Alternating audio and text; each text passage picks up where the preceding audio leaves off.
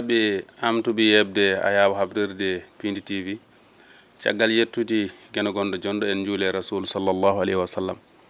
non kadi en calmini khalifaɓe diini kono kadi en calmini khalifaɓe aada no calminirden ɓen ɓe ganduɗa ko waɗoɓe feere ha jiiɗen ngol waɗi laabi temeɗɗe 235 eɗen mbaɗa nde ɗo yewtere wiitede holmo woni an noon mi wi ko Touba Baye Fall saha gorko ara saha debbo ara saha mawɗo ara saha kadi suka ara kono e fannuji mum goto foof e fannu mum eɗen bismiɗo hande suko ɗo batti duuɓi kono ko mawɗo ɗo batti hakkille suko jibinande leydi Sénégal ko noon mbawɗen wiide kono noon o mawri ko toon to dowla France ɗum noon embo wiye Bandel Diop o jeeya ko toon to Fonde Gande ɗum noon joni joni en batta so wona tottudemo o salmodira yeeɓoɓe ayawa habdirde Pindi TV. Assalamu aleykum. Assalamu aleykum, on calminama on juurama wiyetemi ko Bandel Diop donc min jibinami ko France ko toon mawnumi garmi ɗo e Sénégal première fois ko année 2005 mi deyare 4 ans gartumi ko année 2011 joni noon saha fof mide arta au moins une fois par an walla laabi ɗiɗi pour affaire culture en a faami miɗo waɗa étudier joni ko 5e année master ingénierie et stratégie commerciale en même temps miɗo waɗa mannequinat et banggue culture aussi banggue culture wadde feere ha pulagu yaara yeeso e ɗum fof eɗen hen ko noon ko toon jibinoɗa de France jibinoɗa France amiɗi yaade Fouta Fonde Gande holon nane jaaɗa Fouta miɗo yaha saha fof somi yaari Sénégal tan mi yahat Fouta beela aɗa fuɗɗi janngude ko fewte cosa fina tawa Sénégal walla fina tawa fulɓe woni culture mum bal won hen ko puɗɗiɗa janngude eyyi miɗo waɗa hen intéressé kay miɗo waɗa hen intéressé nde lire deftere par ce que komi curieuse dal jiɗmi andude holto gummimi pour wadde feere hami anda to paami kadi eyyi donc mi waɗa mbaɗa ko jiɗɗa ko wadde fandare ma ɗa voilà bamma ko poto mawɗo mbiɗen ko photographe eyyi ko ɗum holno waɗema photographe o waɗi kam ko transmission passion guila jibinami ha joni j'ai toujours été passionnée par la photographie dal comme ka jiɗɗo ɗum voilà komi jiɗɗo ɗum woni suwama woni ko cuuɓiɗa dal eyyi voilà ko affaire naturel dal joni noon jimi photo makko e ɗum fof ari petit à petit ha waɗi feere mi woni passionné beela ko jiiɗa ko photo ngo a yeehi hen ƴeewoyɗa to jibina e no fotiranno e fof ko way noon beela a waɗi ɗum hen étudier ƴewɗa holno waɗiranno fof eyyi ko bimi ko sa woni debbo jibina to e France debbo diaspora aɗa sohli andude holto gummiɗa ɗum tagui somi ƴeewi photo mi namdor hol yo ɗum ko mende e holton mende e ɗum fof wadde feere ha mi anda holto gummimi petit à petit gandumi e affaire o mawni banmi hen projet eyyi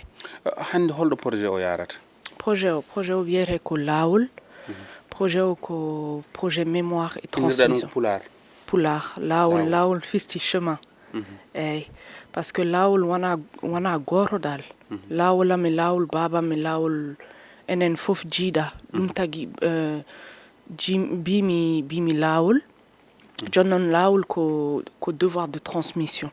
devoir d'archive photoje et autour de culture pulagu en ɗum fof eyyi hande oɗo saaha beela garal ma gummogol ma France ardema ɗo beela ala ko bonnata e golle ma ala bonnata haydara par ce que min joni komi étudiante mais joni mi para ɗum tagui banmi hen golle e lawol par ce que mbiɗa andi joni mi para e affaire e jangde en ɗum fof donc ɗum tagui mbiɗa wadde concentré lawol petit à petit comme ça somi paari jangde mi waɗa hen 100% dal gargol ma Sénégal holko ɓurno wonde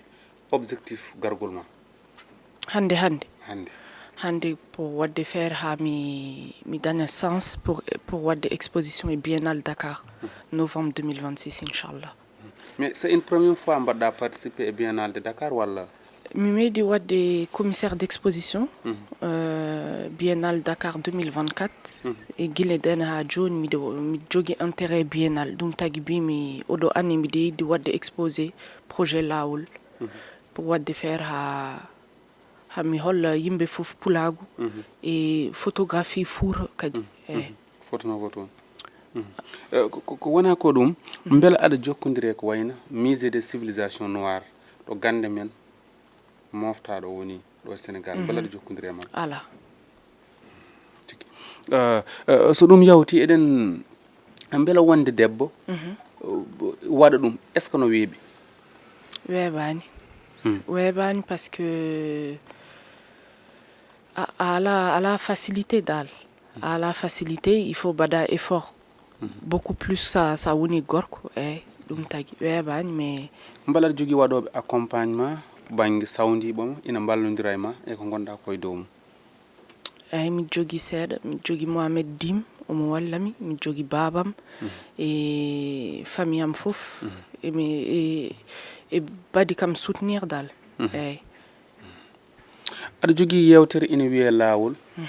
holko addi lawol objectif lawol aussi? objectif lawol ko pour wadde hommage babam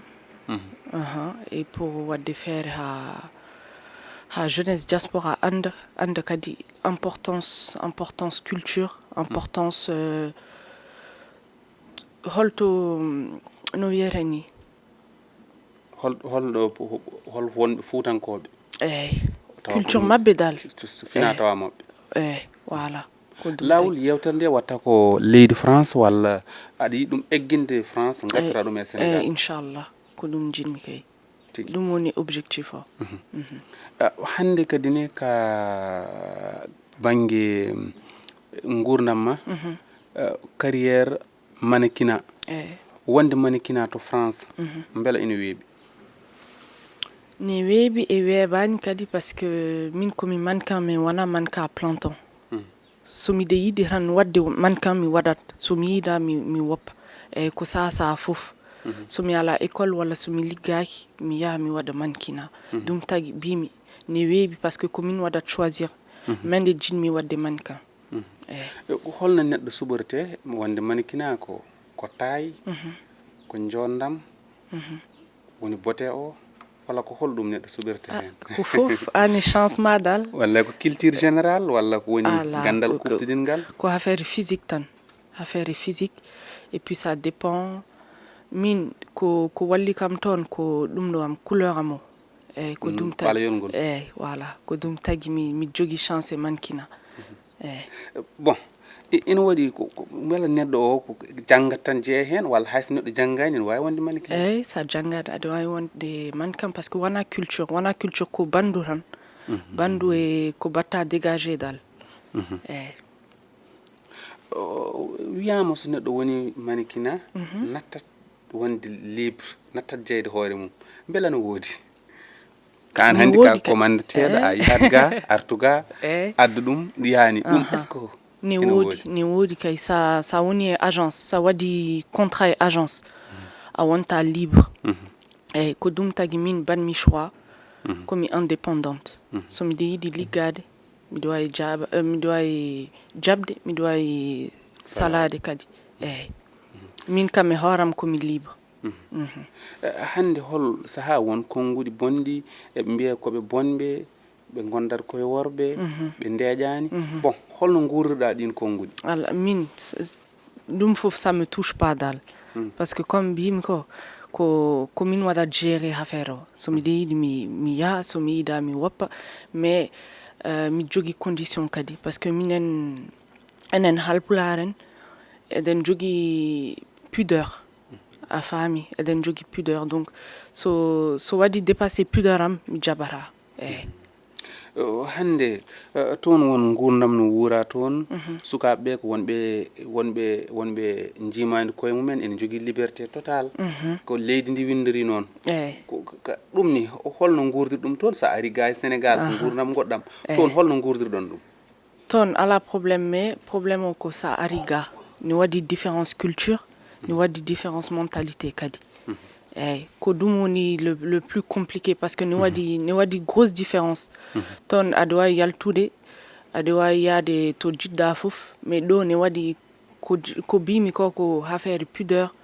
affaire respect aussi beele aɗa jogii fandare artude e Afrique jokkude ɗo golle ma inchallah so mi pari jangde inchallah ko jinmi ko wonde Sénégal hande hol wasiyo mbasirɗa sukaaɓe yiɗɓe wadde mannequinat mannequinat conseil hol conseil jittottoɗaɓe onon jewarde mais sa naare mannequinat aɗa wawi jettude confiance e ma ne walluma banggue confiance dal mais il faut garder la tête sur les épaules to banggue fuutankoɓe holko keɓlanɗa ɗumen banggue projet ji ɗi joguiɗa fewtude Fouta min mi joguino projet goto mi sowaro fuddade ko projet humanitaire premièrement wona projet culturel ko projet humanitaire wadde feere hami walla rewɓe ɓe e hygiène intime e ɗum fof la santé mentale en ɗum fof banggue culture mi ala to projet mais jinmi ko premièrement yaade Fouta mi holla documentaire o baɗen feere ha culture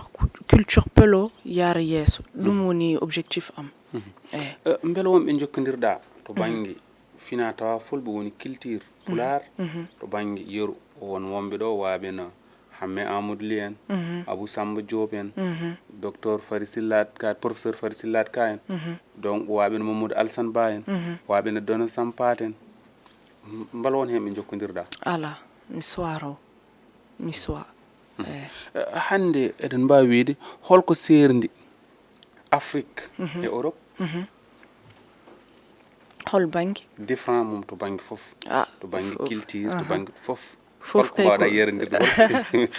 kay ko différent liberté o c'est différent mentalité c'est différent fof ne waɗi différence partout mais sa jibinama France taw ko Sénégal jeeɗa aɗa jogui double culture ɗum ko comme richesse toye ga jibinɗa noon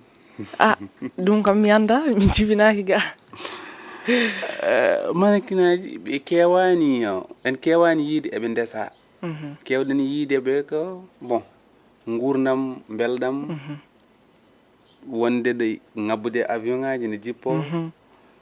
wonde galleji joɗɗi ɓe kewani jabde resede beele an aɗa resa mi resaka taw par ce que gonmi ke janggude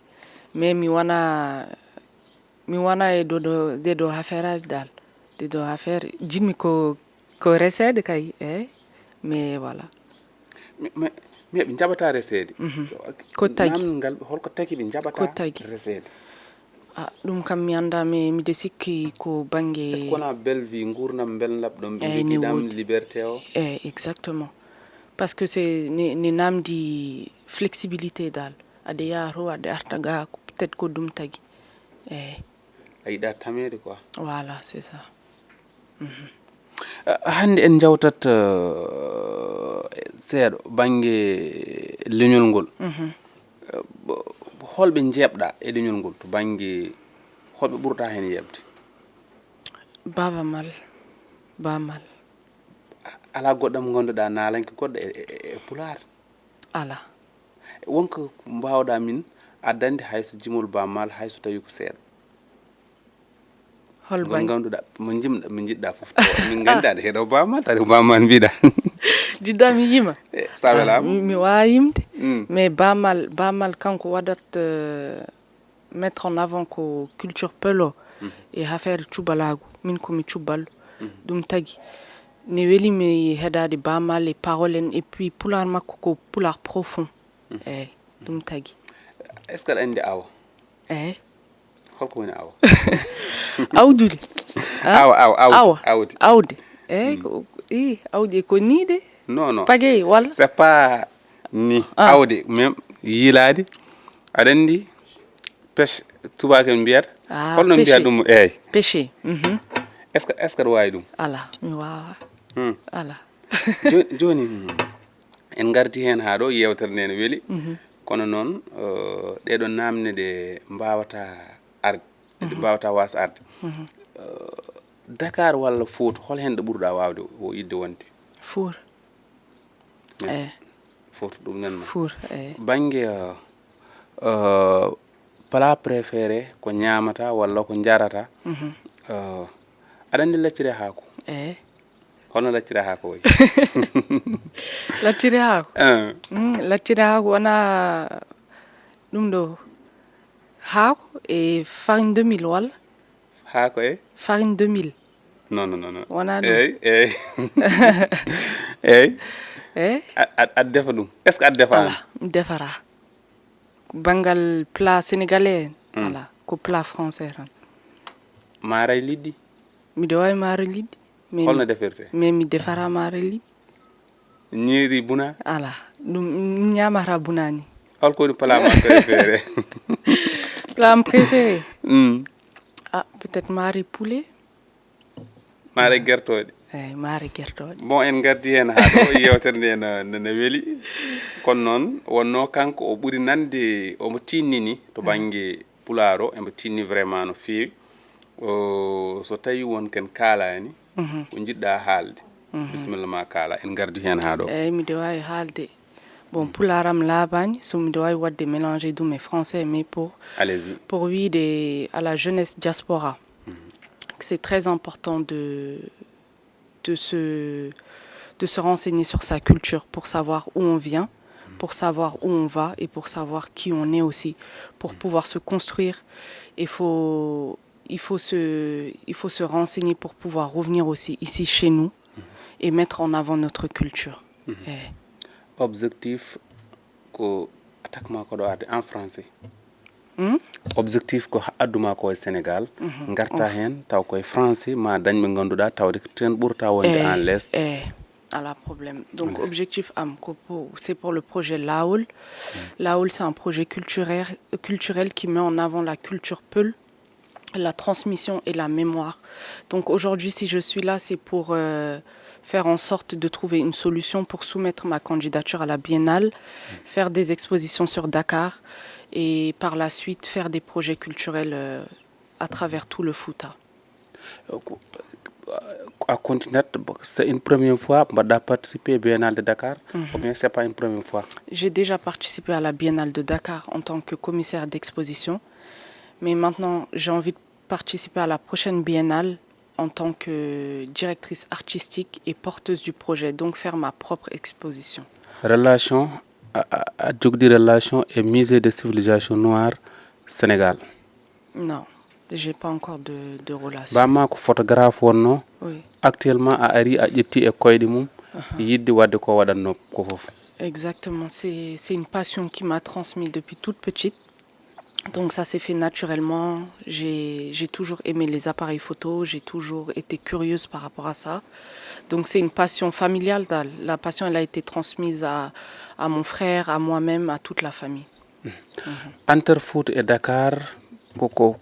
objectivement pour Fouta. Mon objectif pour Fouta, côté humanitaire, c'est faire un projet pour les femmes, pour l'hygiène intime et la santé mentale. Concernant la culture, j'aimerais faire quelque chose de beaucoup plus grand et mettre vraiment en avant et en valeur la culture Halpula. Dernier mot. Merci beaucoup Anjaram. Vraiment Muel Team.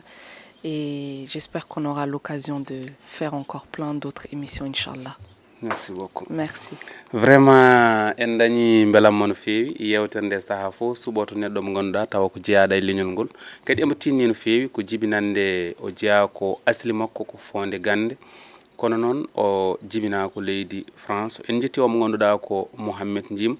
e ballal makko saabi kadi no keɓɗen mo kono en beltima no feewi ɗum ɗo ko tinnare mawde ene gasa wonde so tinninoki en mbawa ɗum dañde en jettinono mo ganduɗa ko Aminatou Diallo mo ganduɗa ko gonɗo toon to leydi France waɗi deftere ina wiye ma vie ma bataille mataw ko gurdam makko o haalanno ɗon kono noon konngol mbayni ko jahaten koɗo Masilla Kane mo ganduɗa ko imam ɗo woɗɗani galle Serigne Mansour Sy gonɗo ɗon ɗo Pikine mo jokkodirɗen no feewi no feewi no feewi basiytoɗo en kono kadi ne ko bajotoɗo en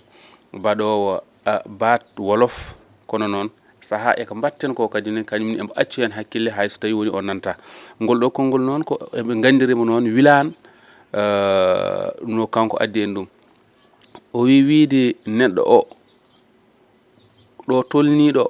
eno yiɗiri ni eno dañiri ni o handani hen o wi ɗum fewani o wi kono wiide aɗa ñambamo ne ɓuri moƴƴude o wi wiide neɗɗo o no dañiri ni o fotata noon dañir